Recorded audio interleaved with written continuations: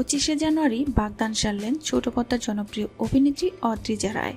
এখন যদিও কলকাতা ছেড়ে মুম্বইয়ের বাসিন্দা তিনি, কাজের সূত্রে বহুদিন আগেই কলকাতা ছেড়ে মুম্বই পাড়ি দিয়েছিলেন অদ্রিজা রায়। তিনি একাধিক সিরিয়ালে অভিনয় করলেও অনুপমা ধারাবাহিকের হাত ধরে পরিচিতি লাভ করেছিলেন তিনি।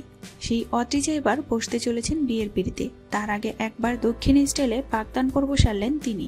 বাঙালি কন্যা হলেও অদ্রিজা রায় বিয়ে করতে চলেছেন এক দক্ষিণ ভারতীয় তরুণকে, যার নাম বিঘ্নেশ আয়ার। মুম্বইয়ের একটি খামার বাড়িতে গত 25শে জানুয়ারি বাগদান পর্ব সারলেন তিনি। অভিনেত্রী নিজেই প্রকাশ্যে এনেছেন সেই মিষ্টি মুহূর্তের বেশ কিছু ছবি। অদ্রিজা যে ছবিগুলো পোস্ট করেছেন সেখানে দেখা যাচ্ছে একেবারে দক্ষিণ স্টাইলে সেজেছেন তিনি।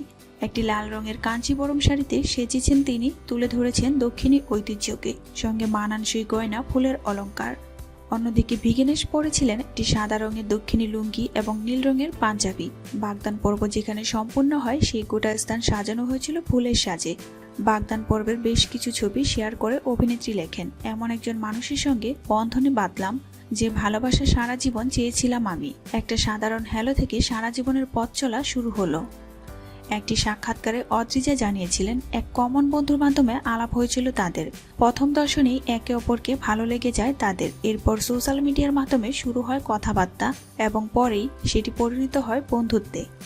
ব্যক্তিগত জীবন চিরকাল ব্যক্তিগত রাখতেই পছন্দ করেন অভিনেত্রী। তবে বিয়ে নিয়ে তিনি জানিয়েছেন পরিবারের মতে এবং দুই পরিবারের নিয়ম মেনেই বিয়ে করবেন তিনি।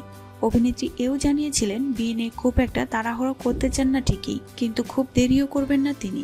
বাগদান সেরে রাখলেও বছর দুয়েক বাদে বিয়ে করবেন তারা। অবশেষে দেখতে দেখতে এলো সেই শুভক্ষণ, যখন মিস থেকে মিসেস হতে চলেছেন অদ্রিজা রায়।